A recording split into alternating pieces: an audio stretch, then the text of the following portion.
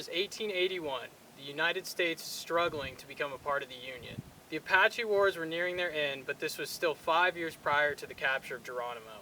Many people have heard of the bloody feud between the Hatfields and McCoys, but few have heard of the Arizona rancher feud that set a body count at more than double of the Hatfield and McCoy feud. This story entails multiple shootouts, cattle rustlings, even beheadings, and some Apache raids, all sorts of stuff. You're not going to want to miss this action, so stay tuned. Before I begin this story, I want to give a major shout out to all my supporters. Your engagement and you watching the videos is absolutely helping my channel grow. And to those who have yet to subscribe to my channel, I implore you to do so. That will help me continue my journey as a digital historian and bring more stories like this to you. The place I'm heading now is the remnants of an ancient civilization deserted anywhere between 500 to 1,000 years ago by the Salado people. The Salado people were agrarian and lived off the land, unlike their successors, the Apache, who led a warrior and raiding type lifestyle. Centuries after they vanished, this stronghold would be used as a hideout for a prominent character I'm going to tell in the story.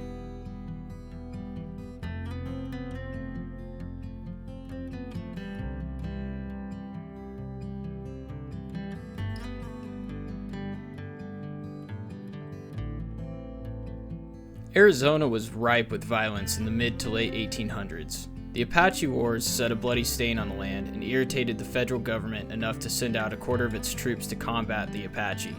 Although this was the bloodiest conflict of the land, it seems that the Pleasant Valley War fell into its shadow.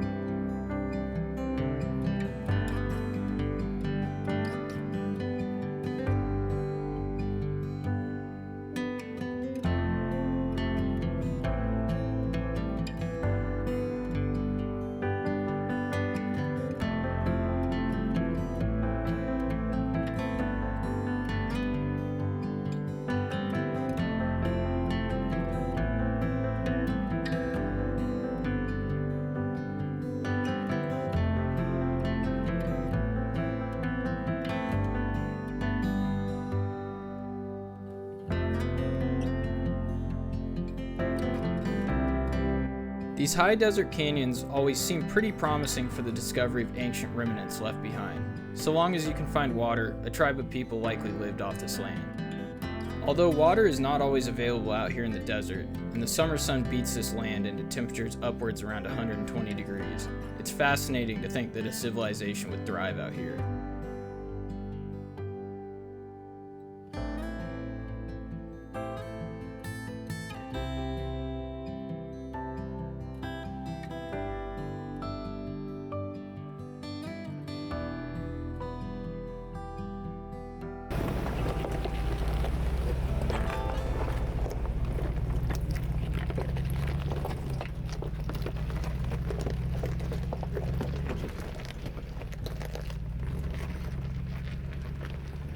Well, the road has disappeared, you could say. It's just turned into this, and I'm not taking my truck down it. So I'm hiking out to these cliff dwellings. I hope they're there. Everything I've seen on maps, there's a trail here, indicates that they are out here. So once again, I'm hiking for you, YouTube. It better be worth it.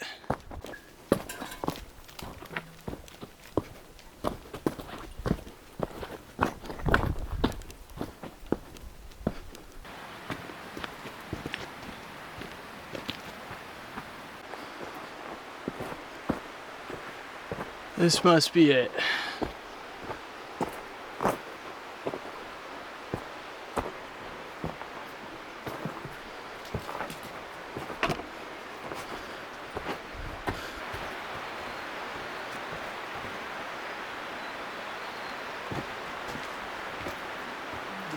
I apologize in advance. It was extremely hard to find the setting for each location of each gunfight in the story. But draw a line from Globe, Arizona all the way up to Young, which I'm planted right in the middle of, and somewhere in between is where all that action took place. Where I'm at now was a hideout for a few prominent characters in the story. The year is 1881.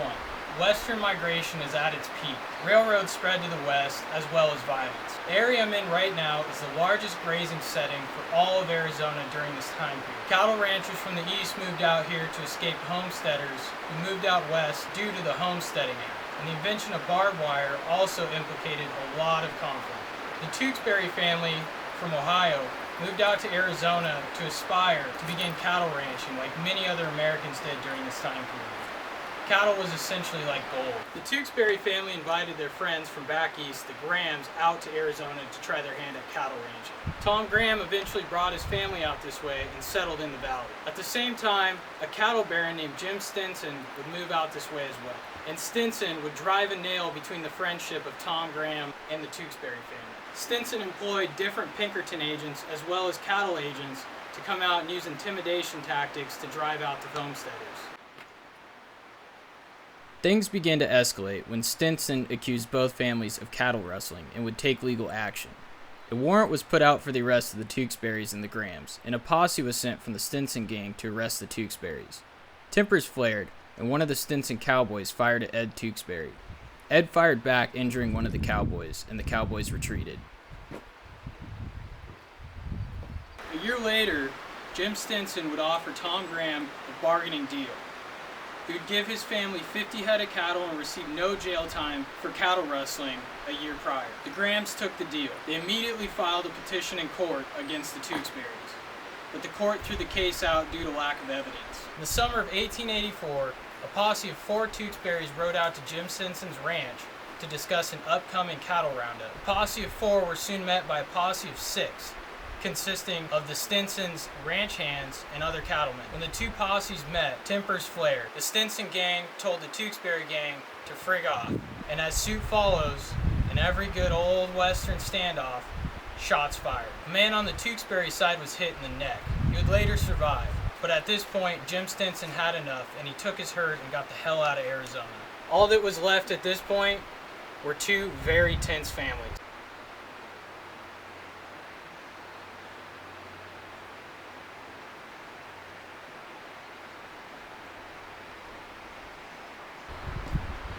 In the year 1885, the Tewksburys decided to try their luck at sheep farming. Sheep herders were despised by cattle ranchers due to their destructive grazing habits. When the Tewksburys decided to move their sheep down from northern Arizona, the sheep driver was ambushed and killed by a man named Andy Blevins, a man of the Graham faction. Many think this was the straw that broke the camel's back, but some historians think otherwise.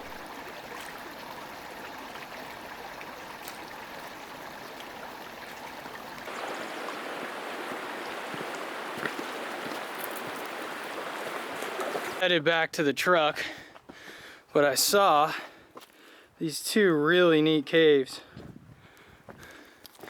Clearly dwellings at one point. There's one more over here.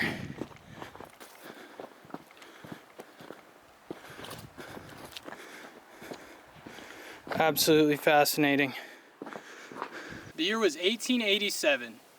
Geronimo had finally been captured by the cavalry, which marked the end of a bloody conflict and the start of a new one. This was the bloodiest year between the feud of the Grahams and the Tewksburys. The Navajo man herding sheep for the Tewksbury family just south of the Mogollon Rim, which is very close to here, was shot dead by Tom Graham. And for some reason, Tom took the initiative to cut his head off and bury it where he lay. I now need to introduce the Blevins family. They were on the side of the Grahams wholeheartedly. They came to Arizona from Texas and were a rowdy bunch of outlaws. They were cattle rustlers and thieves, and people hated them. That fall, the head of the Blevins family went searching for a herd of missing horses. He never returned back to the ranch, but when his sons went out looking for him, they found his rifle and his hat somewhere close to the Tewksbury ranch, and this raised a lot of attention. A posse of 6 Blevins boys, accompanied by half-knife cowboys, set out to the Middleton Ranch. The Middleton Ranch is the next destination where I plan to camp tonight, and it is very important in this story. So let's head there now.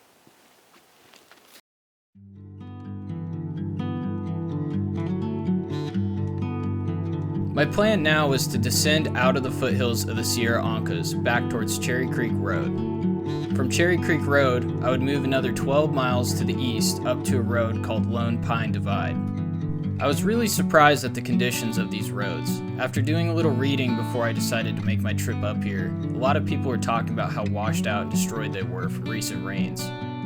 The roads were a bit slow moving, but overall in great condition. This ranch had really benefited from all the rain we got all winter long, and it was pretty evident in the lush mountains and valleys.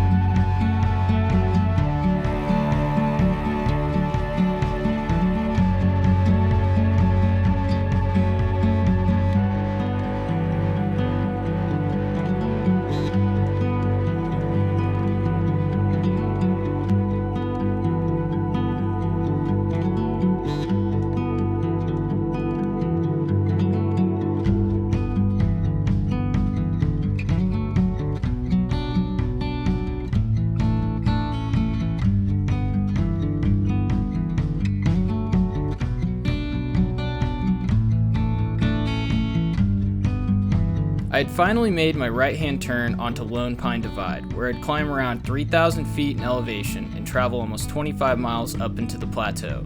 This road allowed for a stunning view of the eastern canyons of the Sierra Anchas, and I was thankful for that.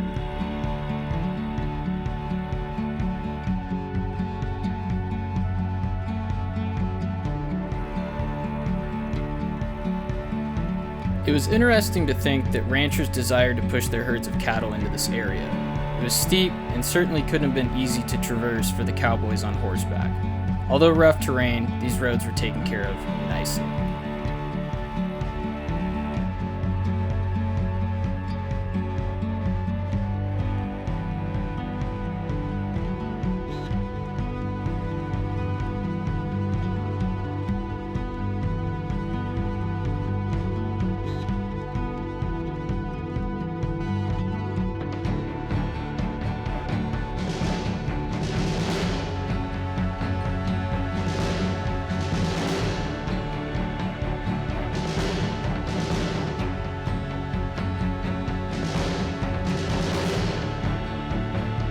The road soon moved out of the high desert and rocky region to the thickets of spruce and pine, but unfortunately the temperatures dropped fast and the wind began to pick up.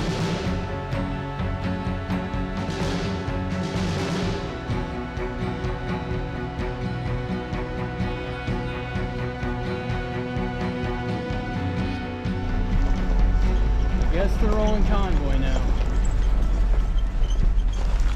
Well, I've made it to Middleton Mesa. It was a bit of a drive. I almost ascended nearly 3,000 feet in elevation, but it is worth it because this spot is just gorgeous. My plan is not to camp here, but I'm here to show you and set the setting for the Middleton Ranch and the sequence of events that were to follow. After the father of the Blevins gang disappeared, a posse of the Blevins brothers and Hash Knife Cowboys ascended on to the Tewksbury's ranch to go searching for him. The Middleton Ranch and the Tewksbury Ranch were very close in this valley, but this was the location of the shootout at the Middleton farm. The Middletons were sheep farmers, and they were home the day the posse of Hash Knife Cowboys and Blevins brothers rolled up, and so was one of the Tewksbury's brothers. When the posse got to the doorstep of the Middleton Ranch, he was greeted none other by Ed Tewksbury.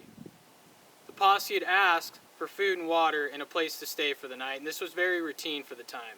Ed refused, and he told him to get lost. After a few harsh words were exchanged between the posse and Ed, bullets began to fly. Ed was somewhat known to be a good shot. It's tough to say who fired the first shot, but when Ed returned fire, he did not miss. One of the Blevins brothers and a Hash Knife Cowboy were killed on the spot. Two others began to retreat, and they were both shot. As far as the other two, one was knocked off their horse, and it's hard to say what happened to the other. Miraculously, two of the cowboys who were shot hobbled north almost 40 miles till they were rescued. Later that day, Tom Graham set out looking for the posse, and when he got here to the Middleton Ranch, he found it burned to the ground. Later that month, Bill Graham was out on the trail herding cattle. It's said that he was ambushed and somehow was gut shot, but managed to return back to the Graham Ranch. The entire ambush was shrouded in mystery. Bill Graham was gut shot, but the shot came from behind, and he somehow identified the shooter as Ed Tewksbury. Later in court, after Bill had died, the jury found no evidence of the case because it was so hard to identify where the shooting came from and whether or not the victim was able to identify the shooter. The fall of 1887 would be the bloodiest couple months of this entire series. The law had finally had enough of the feud, and they set out looking for the Tewksburys. The Tewksburys were steps ahead, and they knew the growing animosity would lead the law to their doorstep. The Tewksburys retreated up into these mountains behind me, into the cliff dwellings I was in earlier, as well as the Devil's Chasm that sits up that way. Stay tuned, I will do a hike up in there eventually. After successfully hiding out for more than 2 weeks, the law gave up, and this meant the Grahams had to take the law into their own hands. After the Tewksburys made their way back into Pleasant Valley out of hiding, one of the Tewksbury brothers would set out and search looking for 2 missing horses. As he reached the clearing, he could hear the horses whinnying in the background. And as he approached closer and closer, a rifle round struck him in the head and dropped him dead on the spot. He had a friend with him, and his friend was also killed in the meantime. Both men were scalped, and at this point the Tewksburys knew the Grahams and the Blevins meant business. Shortly after the shooting, the rest of the family of the Tewksburys heard the rounds. Immediately out of the hills came the Blevins brothers and the posse, and a shootout at the Tewksbury Ranch took place for 8 hours. It's hard to say if anyone was killed in this time. There's no real historical data on that. But we know that women and children were involved, and the Blevins and the Grahams did not discriminate as far as who they killed. The Blevins family would then retreat to a hideout in Holbrook, where their loudmouths would give away their roles in the recent shootouts. Sheriff Perry Owens, a one-off of Wild Bill Hickok, would make a perilous stand at the steps of the Blevins hideout. He would shoot dead 2 Blevins brothers, a Blevins son, and a family friend who tried to resist the arrest. The law finally had enough of the feud. In the town of Young, less than 15 miles from this location, sheriffs of Apache and Yavapai County would trick John Graham and a Blevins brother out into the streets of Young, where the posse would gun down the 2 men who tried to make a run for it. In the matter of just 6 weeks, the Blevins family was decimated, and the Graham family's numbers dwindled. Tom Graham, the last of the Graham men, would go into hiding. In Tempe, where Tom lived, he was gunned down in broad daylight by a gunman who was later identified as Ed Tewksbury. He would then stand trial, but the trial found no verdict.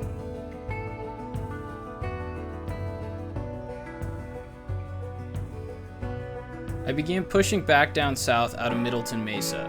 The wind had picked up just too strong, and I saw a camp spot that was very promising that might block the wind as it sat inside a canyon.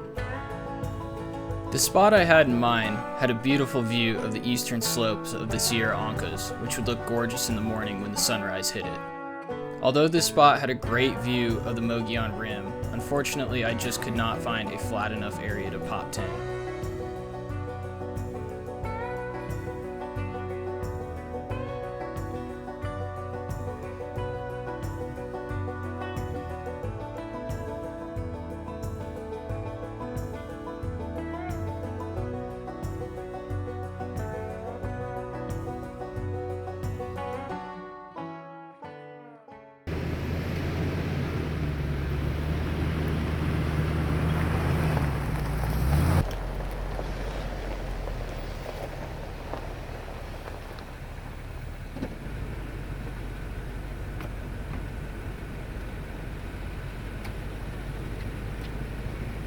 The feud had finally been settled, with almost every family member and every ally of the family either killed or put in prison. There wasn't much fighting left to do. It's said in the most conservative estimate that only 18 people died in this feud.